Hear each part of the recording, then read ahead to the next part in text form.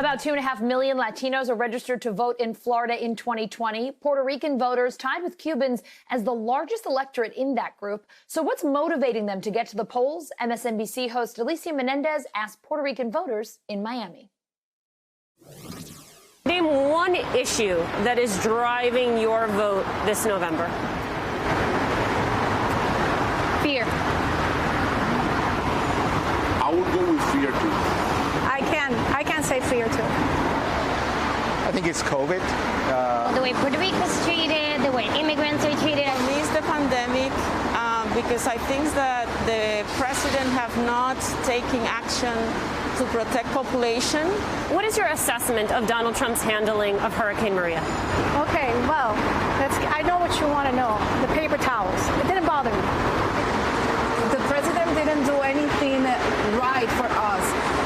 He was like treating us like really bad, and people still suffering in the island after Maria. People are saying, oh, vote for Biden. It's not going to happen. We're not saying that if Biden should win, which he's not, if America's going to become, socialist overnight, but it's one step closer. How would you rate the president's handling of the pandemic? He has done very well. What was he going to do if he comes out and says, oh, my God, what is it? The sky is falling. The sky is falling. It wouldn't have helped. It showed that the president don't care about a responsibility that the state has to protect people. He don't care about those people that die.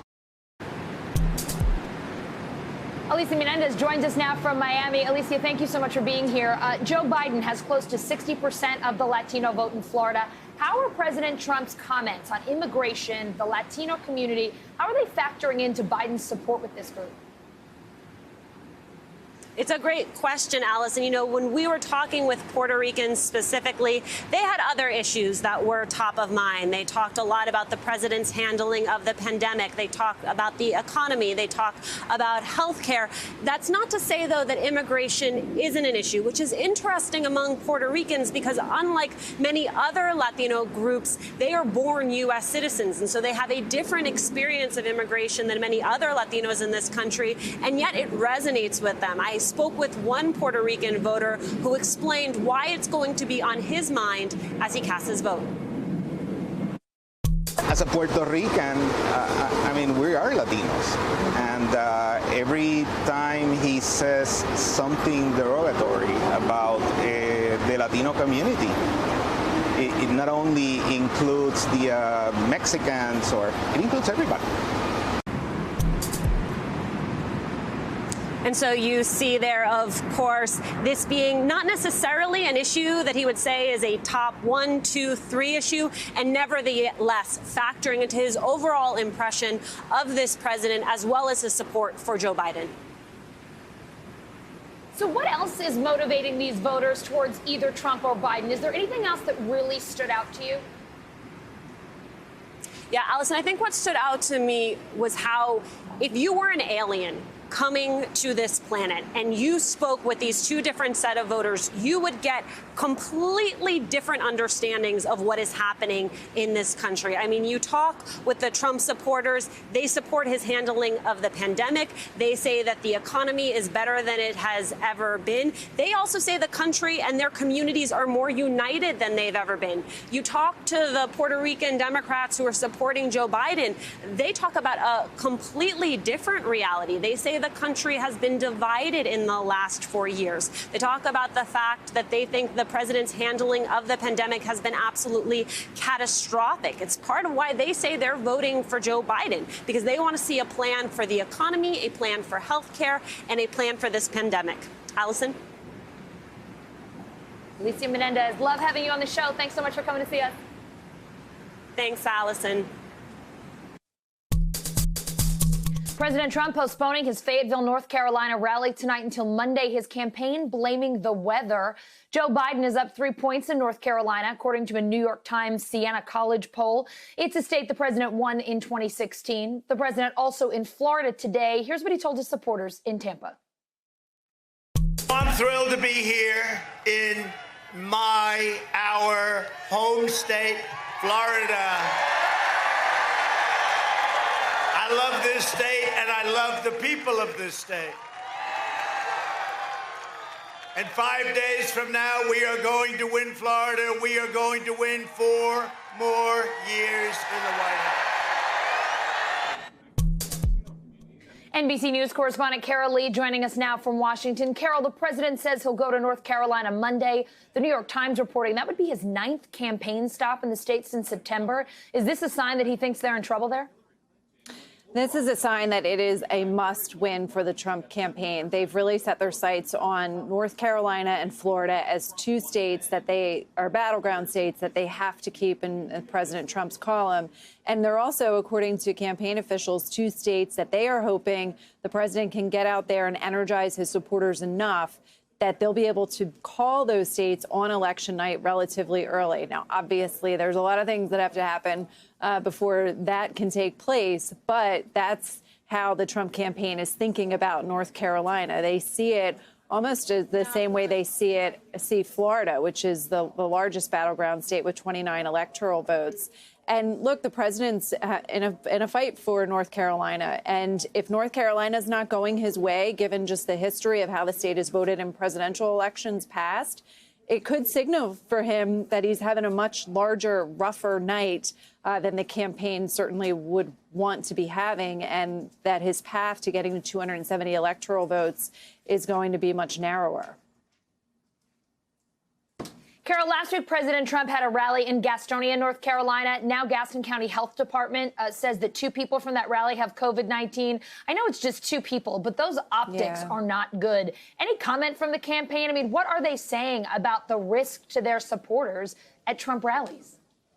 Look, they don't say much. They're kind of in this mode of they encourage people to wear masks, and they do. There are workers there. I've been to these rallies, and they hand out masks and say they should be worn. Our colleague Monica Alba was in Florida and said that workers were handing out masks and actually getting some pushback from some of the attendees saying, we're outside, we don't need to wear them. So they've tried to take certain measures, but the message starts from the top. The president doesn't wear a mask. He hasn't. He encourages people to go to these rallies.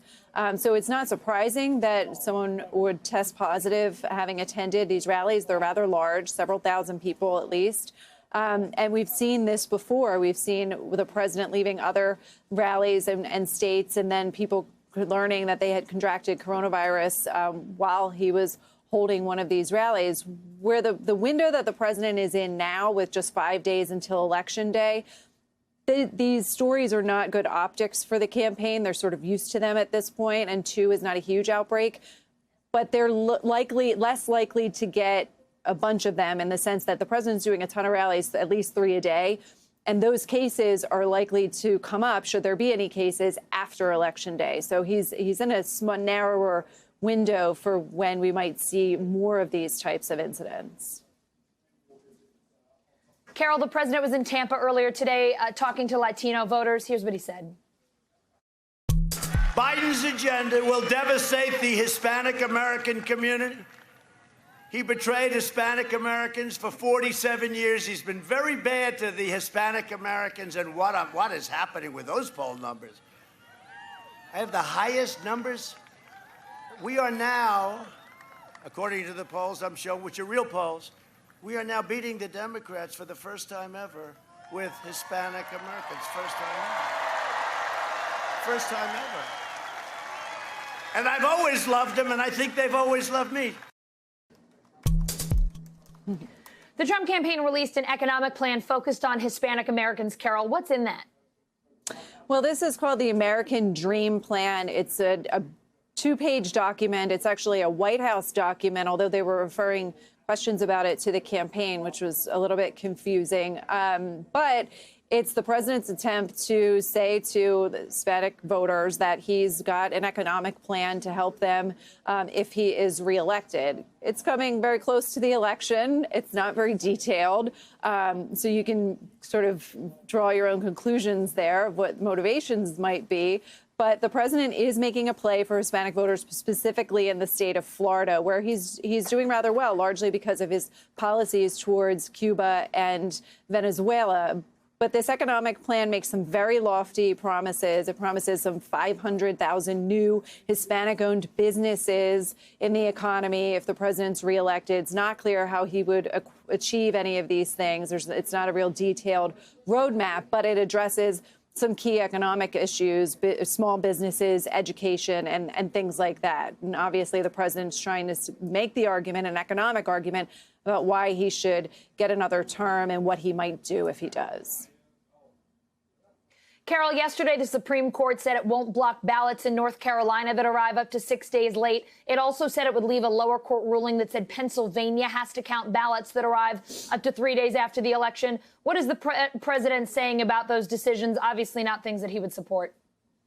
Yeah, this is more of the president saying he's talked about these, and his argument is that this is unfair, that Democrats are trying to rig the election. A lot of the same stuff that we've heard from the president before about this issue. And we know that the president's campaign has been very aggressively mounting legal challenges really across all the battleground states where they deem that there may be an issue or they don't like what they're seeing. And they've had some defeats. And, you know, they had a victory in Wisconsin, I believe it was, but they keep getting defeats. And our own Pete Williams, our brilliant Supreme Court correspondent, has said that if you look at what the Supreme Court has done, they're allowing the state rulings to stand, but stepping in where the federal government tries to come in and set some voting policy. So again, a little bit of a mixed bag for the president in terms of where some of these cases are shaking out, but this is not something that he's pleased with, and he obviously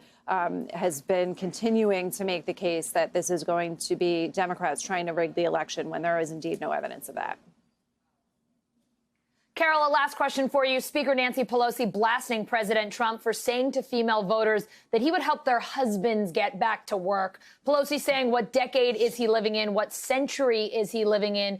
Could comments like that continue to hurt him with female voters in the final days before the election?